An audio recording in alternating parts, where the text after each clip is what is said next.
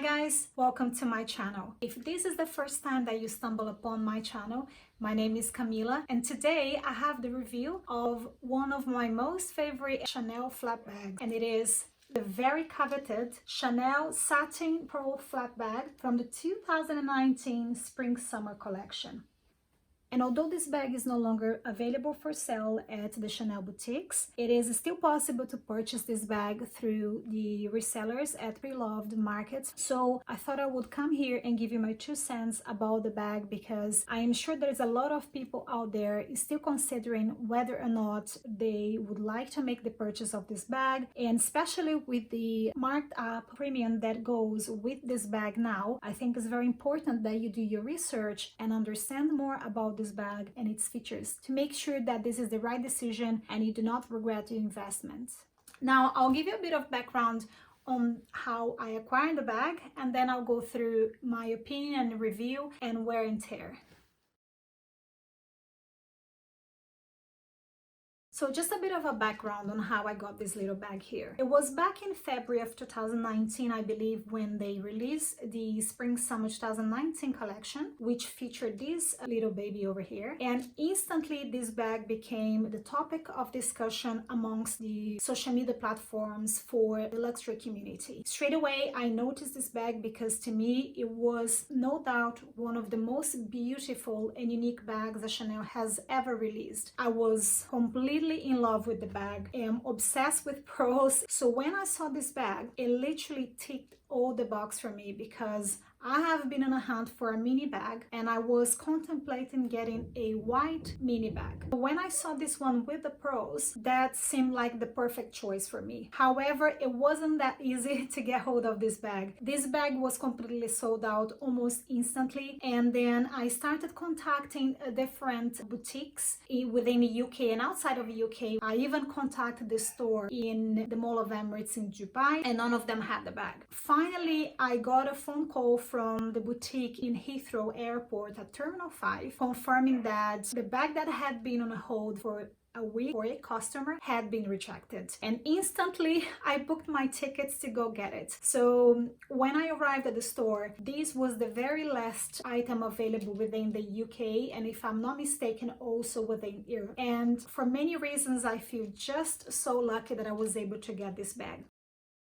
In terms of features for this bag, it is very similar to classic Chanel mini flat bag with the CC turn lock. Features approximately 20 centimeters in width. It has 6 centimeters in depth and approximately 13 centimeters in height. It is one single flap, and the interior flap is in this very soft lambskin. However, the inside of the bag is in satin. So the straps on this bag is much thinner than your classic intertwined chain from Chanel. It is a very fine chain, and I personally really love this because I think it gives the bag an additional touch of elegance and finesse. One of the features of this bag that I do not personally love is the length of the chain. The drop is extremely long. Even if I'm wearing this bag crossbody, I would need to have it tied on the inside because the chain is extremely long. The hardware in this bag is the light champagne gold color and can mix and match with different colors of metals. I have had this bag for over a year now, and if you follow me on Instagram, you would have seen me rocking this bag non-stop ever since I purchased this. So I have really worn this bag a lot. I honestly don't see that sign of wear and tear that I initially expected, given that this bag is made in this glass pearl.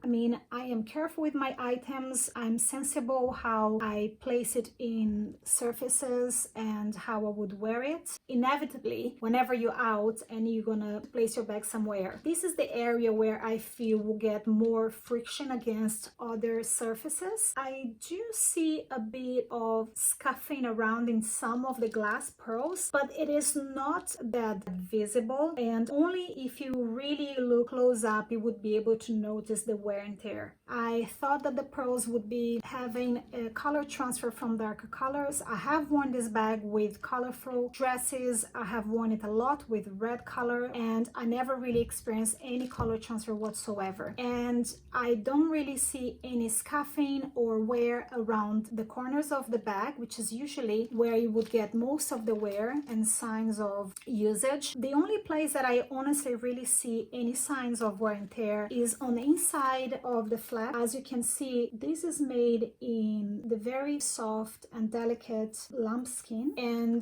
because of the way that the bag closes, it goes against the pros right over here. So inevitably this is going to get marked. Whenever I storage this bag, I try to keep it filled with some soft clothing on the inside, and I always have the protection to avoid further marking on this flap side here.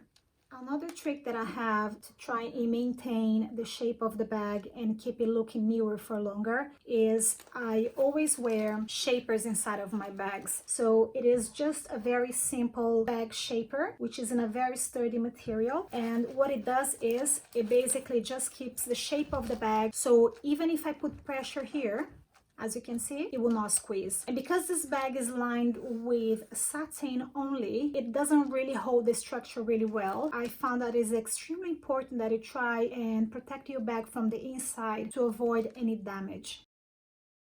This bag is not very spacious, so whenever I wear this bag, I really need to go compact. I'll demonstrate to you now how I would usually pack this bag. I have already fitted inside some of my essentials, and as you can see here, I have hand sanitizer, a lipstick, a card holder.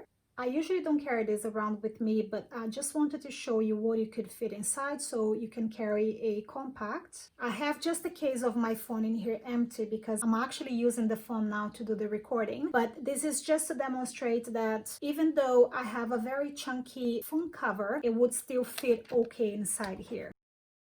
I brought with me here some of my other Chanel bags just to give you a quick comparison in terms of sizing. And you wanted to know how it compared with other Chanel bags. This is my mini O bag, which is comparable to the Chanel wallet on chain. They really are quite comparable in terms of sizing. Satin pearl bag is much wider.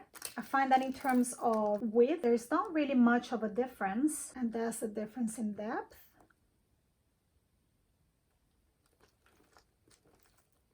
That's a quick comparison with the Chanel Mini O bag or the wallet on chain.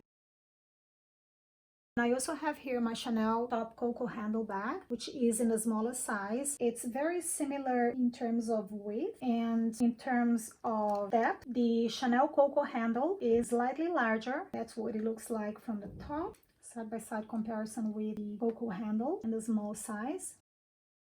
This bag has sold out, and unfortunately a lot of people have missed out and couldn't buy that. So I know that there is a few sellers on Vestiaire Collective as well as other luxury platforms where they're selling used bags like this one. However, I have seen that the prices have been really marked up, and some of them are charging as much as double of the price that was originally sold by Chanel in their boutiques. And I know this is a lot of money, so I wanted to give you a thorough review of this bag so that it hopefully helps you in your decision making in case you are still considering whether or not you should acquire this bag. My personal opinion is that this bag is worth the investment. This is the most precious bag that I have in my collection, and I don't think I would ever sell this bag. To me, it looks like a work of art. It is just so exquisite and so beautiful and delicate, and everything in here speaks Chanel to me. I mean, it doesn't get any more Chanel than this. I absolutely love it.